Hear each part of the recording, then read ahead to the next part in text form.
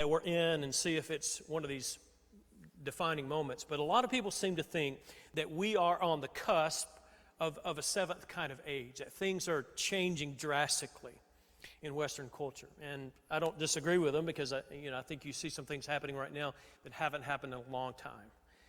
And things are changing really, really quickly. There was an essay written, the one I mentioned about the ages, and he talked about these crises. And James Emery White, in this book, he quotes a political strategist whose name is Doug Sosnick.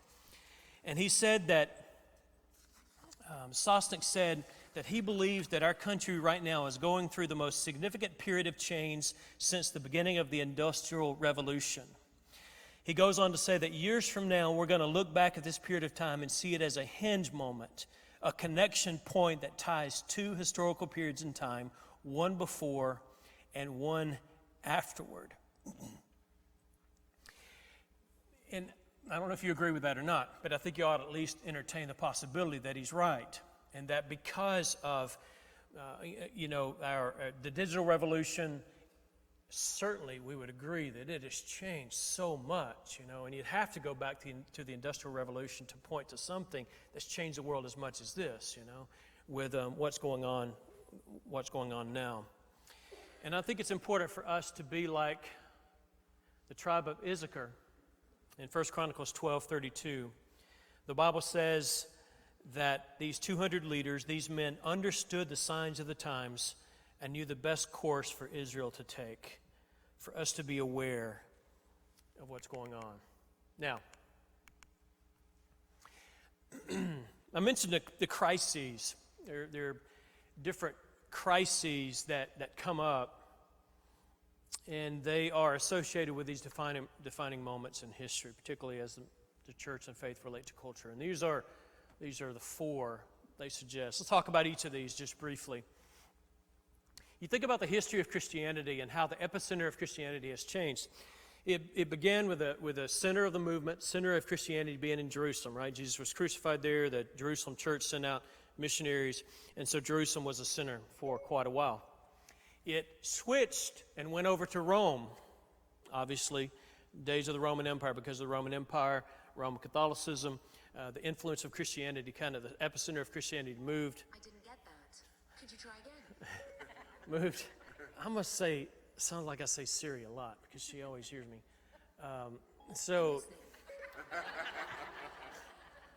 Quit listening, Siri. Okay. So it shifted from your perspective, shifted from Jerusalem up to Rome, right? I don't know if that's right geographically, but over here to Rome, all right? And then as history went on, it went farther north and was in Western Europe. A lot of stuff going on with the Protestant Reformation in Germany, Switzerland, England, all that. And then it shifted across the pond, and for a while now, the epicenter, the biggest missionary sending country has been the United States, And so the United States has had a lot of influence on the course of Christianity for, I don't know how long, 100 years, maybe more, probably 100 years. But now, you guys may already know this, but the epicenter of Christianity, I'm speaking on a global scale here now, right? Not just churches of Christ, but Christianity as a whole. It's shifting now to the global south. Fastest growing segments of Christianity are all in the global south. We would call a big part of this developing countries, developing nations. So that's a pretty big deal. That's a really big deal. South Korea is sending out missionaries like crazy. The underground church in China is growing. Church is growing tremendously in Africa. It's growing in South America. It's growing in other parts of Asia. And so Christianity, the epicenter is shifting away. We're becoming more secular in America, and so we're exerting less of an influence, and the influence is shifting to another epicenter. All right. Second one is the rise of Islam. A lot of questions here about what's going to happen. We've seen the last few years with ISIS, with Al Qaeda, with the Taliban, with radical versions of Islam in the last 20 years, 25 years, 30 years. And there are a lot of questions about what that's going to look like over the next 20 years. You know, is Islam going to be more of this radical form as it grows, and as their family, the family size of Islamic families, a lot bigger than those who come from a Christian background. So as the population changes, what's that Islam going to look like? That's obviously a crisis point. Questions about what that's going to be. Are they going to be more of a peaceful form like Indonesia? Are they going to be more of an Al-Qaeda kind of form, an ISIS kind of form? So big question there. Third one, and this is affecting religious forms in America, is the radical redefinition of marriage and family. There have been deviations from this, of course, over the course of Christian history, but nothing like what we're seeing right now within Christianity, and the way that Christianity in Western countries is being influenced by these changing definitions of what marriage and family look like. It was assumed, and has been assumed for many, many years, that marriage was between a man and a woman, right? Whether or not we lived up to that ideal, a man and a woman staying married together for life and raising kids within that nuclear traditional family, whether or not we did that well, at least in concept, it was agreed to be the best way. And now that is all shifting dramatically. I mean, you and I are experiencing this in our country. We think, what in the world? What's going to happen with this? How's this going to change over the next 20 years or so? And, as an aside here, that's going to be, I don't know if you probably agree with this, that's going to be a huge thing in churches. It's affecting many churches of Christ now. I don't know if you are aware of that there are churches of Christ in the South who are embracing, full-on affirming LGBT. And so, anyway, that's going to continue to be a crisis point. Churches are going to have to decide, especially as our country changes and laws change, and maybe there's less religious freedom, then it's going to be a crisis point. The fourth thing is what it means to be human. With scientific developments on cloning, on stem cells, on sexuality, you look at the history of the church, and there have been different crisis points where they've had to kind of come together and figure out, okay, what do we believe? Christology, or what we believe about Christ. So you've heard of the Council of Nicaea, or the Council of Constantinople, some of those early councils in the 4th century, and as the church kind of codified what it believed about certain things about Jesus, that He is the Son of God, and so on. That was a big one. You had a pneumatology, the Holy Spirit, what we believe about the Holy Spirit. Now it's anthropology. It's this crisis, what it means to be human. What the creation of life. Cloning, stem cells. Are going to be a big deal. Are a big deal.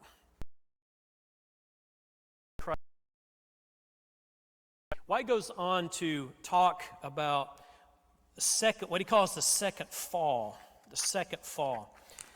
You believe the first fall, you go back to Genesis chapter 3 and you read about the fall, and that is when God expelled us from the garden. James Emery White says that we are in our culture now experiencing what he calls the second fall, which is our expelling God from our culture. So I think that's a kind of a neat way of thinking about it. Not that we can expel God, obviously. We can't push God anywhere, at least as far as God's nature and God's presence is concerned. But I hope you understand the metaphor that he's using. God expelled us from the garden. We are now, as a culture, as a country, as a Western society, Western civilization, we're trying to expel God from our experience. Things happening now. Still, most people believe in God. Still up around 90%. That hadn't changed a whole lot with the rise of secularism. Some of the stuff we're talking about. The number of people who believe in God, who say they believe in God, hasn't really changed that much. It's gone down a little bit, but it hasn't changed that much. But what has changed is this, what White calls functional atheism. You can figure out what that is from the name. Functional atheism is that when you look at people's lives and how much they allow God and who He is and what He wants, what He's revealed to us, to define what they do, to determine what they believe and how they live, we have a lot of functional atheists.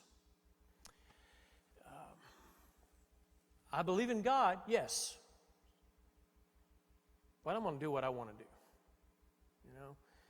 With reference to sexuality, with reference to the accumulation of material things, with reference to my attitudes toward people who are different from me, and so on.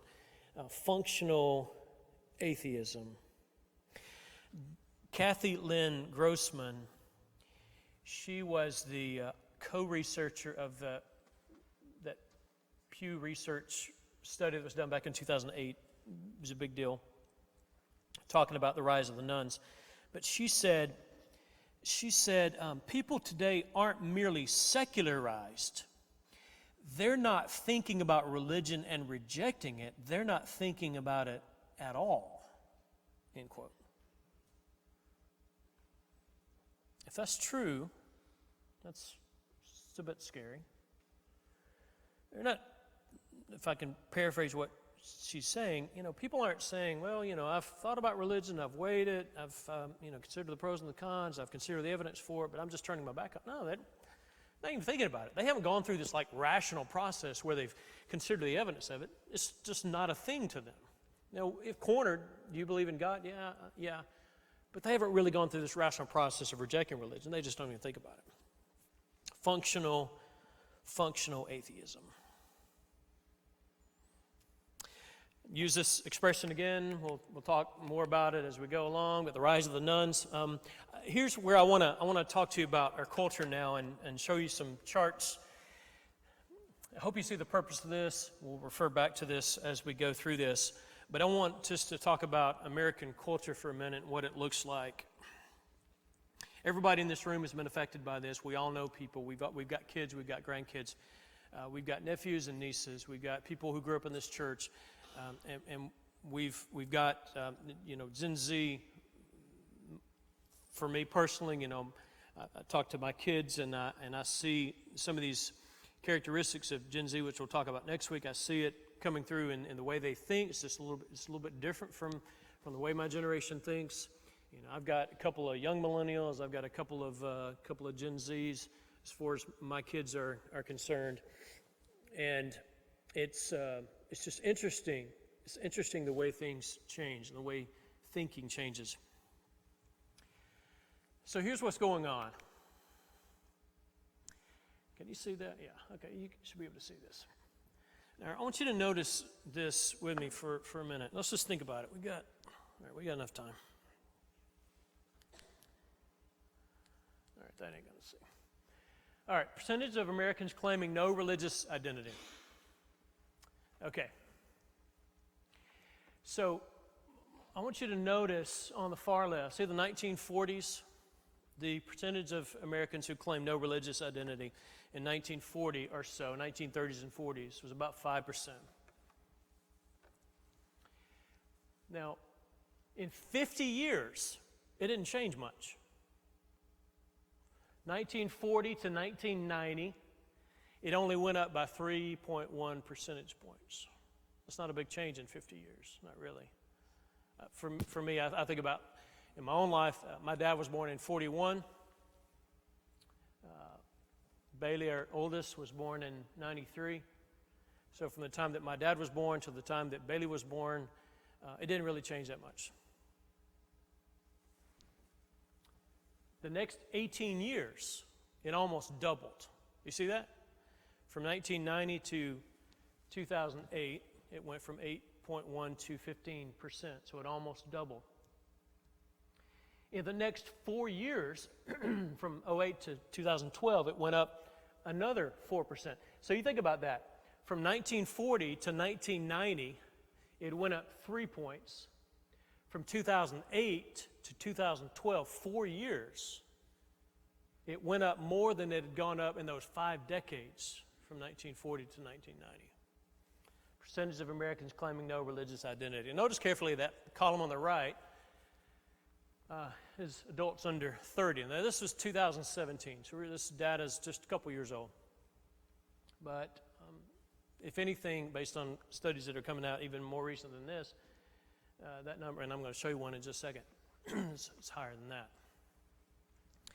So adults under 30 on the far right, so a third. So you compare adults under 30 with, this is 2012, 19.3% of Americans, 33.0% of those under 30. Okay, now that's... So some more studies were done. These studies they keep being done, and just notice here. In the 2 years, so that last one went through 2012. This one goes through 2014. And so from 2012 to 2014, it went up another 4%. So you notice that. I don't know if you guys like graphs, like numbers. It's fascinating to me. From 2008 to 2012, it went up 4 percentage points. In the next 2 years, it went up an additional 4%. So you see what I'm seeing here? In the 5 decades from 1940 to 1990, it went up 3%. From 1990 until now, it has tripled from 8% to, my guess would be, 2020, it would be higher than 24%. I don't know for sure. This is the rise of the nuns. So you notice that last number, adults under 30 in 2012, it was 33% of them claimed no religious identity. That number went from 33% to 36% over those next 2 years. Okay. This will be a little bit, well, hopefully you guys can see this all right. I'm not going to go through all these numbers here. If you want this, I'll send it to you. But just looking at the difference between the generations. So notice silent generation on the far left. That's the left column. Younger millennials on the far right. And the difference in the way they behave religiously. So pray daily, about 2/3 of silent generation folks, 1928 to 1945, they pray daily. About 39% or so of the younger millennials. Attending services religiously or weekly, from 51% to 28%. Believing in God, 92% to 80%. So that number's not as drastic. 92% of silent generation believe in God, and still about 80% of the younger millennials believe in God. So that number has gone down. It just hasn't gone down as drastically as the rest. Most of them still believe in God. It just doesn't affect them as much. But you look at the next number, who believe in God with absolute certainty, 71% of the silent generation, down to 50, about half, exactly half of the younger millennials. Believe in heaven, 75% to 68%. That number, again, that's not a big difference there, right? Most people still believe in heaven. Believe Scripture is the Word of God. Well, you can read the data yourself. Believe in hell, that number is about the same for every generation, around upper 50s or so. Religion is very important in their lives for the silent generation folks, 67%. It's just a little bit more than a little less than, or a little bit more than half, I guess, of the younger millennials believe that religion is very important in their lives. One thing people were speculating, especially maybe 10 years or so ago, people were speculating that, okay, this is true of the younger millennials, or true of the, maybe even true of the older millennials, but as people get older, they become more religious. Have kids, start going to church. The data is not showing that, by the way. The data is not showing that millennials, as they get older and have families, that they're becoming religious. That's one thing that I had thought about the data, is it's probably skewed because, in your 20s, you get out of college or whatever, and you enter the workforce, you don't have kids to worry about yet, and so you have fun, right? And then you settle down. You have a family. You start getting more serious about life and all that. The data's not suggesting that that's happening, just in case you were wondering about Some of them, I'm going to go through this kind of quickly. Decline in church attendance, no big shocker here. Probably not quite as drastic as that graph indicates, or at first glance maybe, because it's going from around 62% in 1994 to around, 53% in 2013. So from 62 to 53, that's not a drastic number, you know. I guess for me, this is more of a trend, and you see those other things that are happening. You'd suggest that this probably is going to keep going. That's 2013, so I'd be interested to know what that number is in 2020. You look at Gallup poll did kind of a combined five different measurements of what they call religiosity, like church attendance, how important is religion to your life. I don't know the 5 criteria, but it's 5 different ones merged into this one graph, and it's similar to the last one. So not a really big shocker there. Oh, I'm sorry. Yeah, okay. 5 Gallup measures. This is not going to surprise you at all, but our cousins across the pond are a little bit ahead of us, or behind us, depending on how you want to talk about it. They're a little bit less religious than we are. And you see these trends happening in Western Europe. We typically are a little bit behind them, a little bit more religious, but we are following in their footsteps. So percentage of nuns in the United Kingdom, it has gone from 1963, 3%, to almost 45% in 2015, and about 2/3 of adults 25 and under are nuns, claim no religious affiliation whatsoever. So you guys, those of you who've traveled to the UK, who've traveled to Western Europe, you've probably seen evidence of this.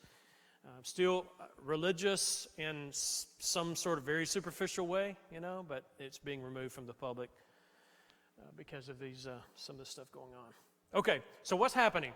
So what are some of these driving forces? There are 3 of them I want to talk about for just a couple minutes. Three things that are happening. One is secularization. All right, what does that mean?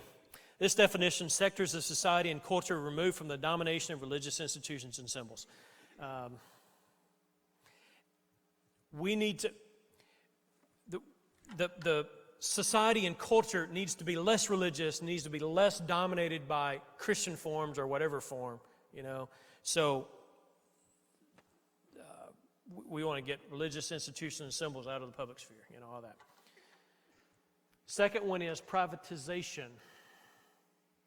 Privatization, the process by which a chasm is created between the public and private spheres of life, and spiritual things are increasingly placed within the private arena. And so it's fine for you to be religious, but don't bring it to work with you. Don't talk about it at work. I was watching an interview with Joe Biden a couple of days ago, and I think it was in a town hall meeting in South Carolina before the primary there, and it was just interesting. He was talking about his faith. He was talking about his Catholic faith, but I was fascinated by. He was asked a question by I think it was a priest, a reverend, maybe not a priest. But he was asked a question about his faith, and Mr. Biden was responding and talking about his Catholic faith. It was important to him. But several times, at least twice, during a very brief response, he said, "No, I'm not trying to proselytize," And he made a point to say that a couple of times. I'm not picking on at all Joe Biden. That would be true of any candidate on either side of the aisle, I think, that I know of right now. Talking about faith, it would be their faith is important to them, but they want to be very careful that they're not trying to proselytize. That's this privatization thing. We don't want to be guilty of trying to convert anybody to my way of thinking. It's a very private thing for me, that sort of thing. Privatization. And then the third one is pluralization. And that's where you've just got a whole bunch of different ideologies and faith options competing for your attention. And what I didn't put on the screen here is that you probably know is that each one of these, this is where culture presents it, each one of these is equally valid. So it's not just that you've got a lot of options to choose from. I'm guessing you and I don't want to force people to be Christians. We don't want America to be a Christian nation in the sense that we've got the government telling people they've got to be Christian. That didn't work very well in history, right? We don't want that. So we're not saying people don't need to have choices. It's just interesting that the way it's presented now, and the way people just grow up assuming is that we've got all these choices, and each one of them is equally true, because none are true with a capital T. They're all true with a lowercase t, capital T and lowercase t, right? So that's the idea of pluralization. Okay, quickly. The squishy center. So here's what's happening. These numbers are not going to break down exactly like this, but for convenience sake, I got two numbers, one on the left, one on the right. Let's just say that American culture, and these aren't too far off. Let's say that American culture right now, you got two ends, two extremes here. And you got people who are hardcore secularists, all right? They don't believe in God. They're pretty vocal about it. Don't talk to me about religion. I don't want anything to do with that, all right? You got those. Then you got 25% of Americans who are on the other extreme. They are, their Christian faith is very important to them. Read their Bibles. They go to church. They say that Christian's who I am. It defines who I am. It determines my decisions and all that. So they're equally vocal about their faith on the other end. All right, so those numbers aren't exact, but it is interesting. By the way, a lot of data is showing that people who are religious in America are becoming more religious. They're getting, it's probably because they're feeling pressure and feeling opposition. So if you're going to be a Christian, you might as well be one, you know. Don't halfway be one. And so people who are Christians they're being more vocal about it. They're getting more religious. People who are secular are becoming more secular. They hate the influence of Christianity, all right? So what's in the middle of that is what he calls the squishy center. And that's the 50% of people who don't belong in either camp, okay? So what's happened in the last 20 or so years is the squishy center is no longer feeling cultural pressure to be religious at all. And so it's trending in the secular end of this. So what happens with Christians is when we want to talk to people about Jesus, when we want to teach people, it is really, really hard to talk to a secularist. Those are the people who won't talk about it.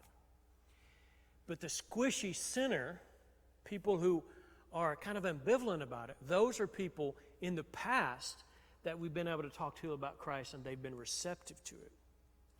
But what's happening now is this cultural pressure of secularization, pluralization, and so on. It's pushing people who previously might have been open, it's pushing them away because they don't feel any pressure to be outwardly religious or to attend services or anything like that. All right, so let me close. Obviously, you know, in this class, we're going to talk about a response to this.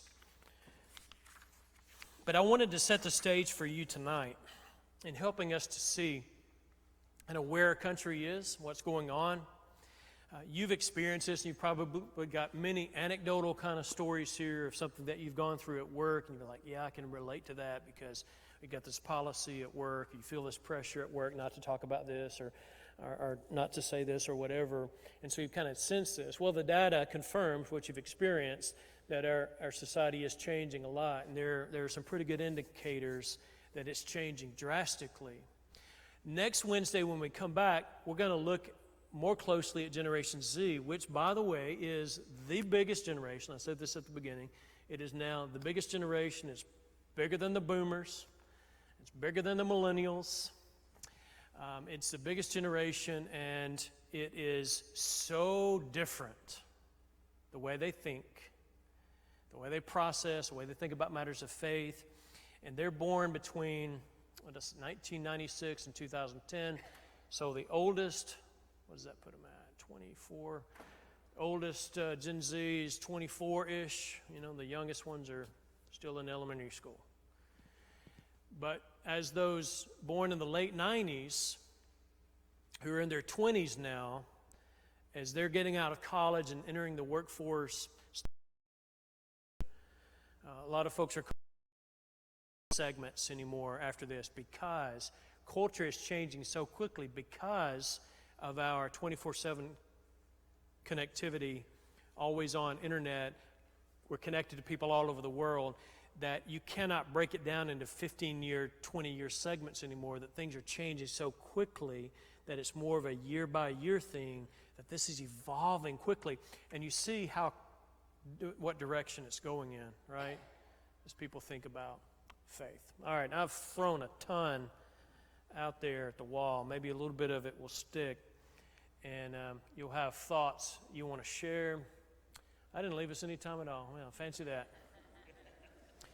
You probably got thoughts, and this isn't going to be just a lecture every week, but I wanted to get this out there, kind of a foundation, so that we can build on this in coming weeks, but I promise to give you a chance to kind of give some input on this. Thanks so much for listening.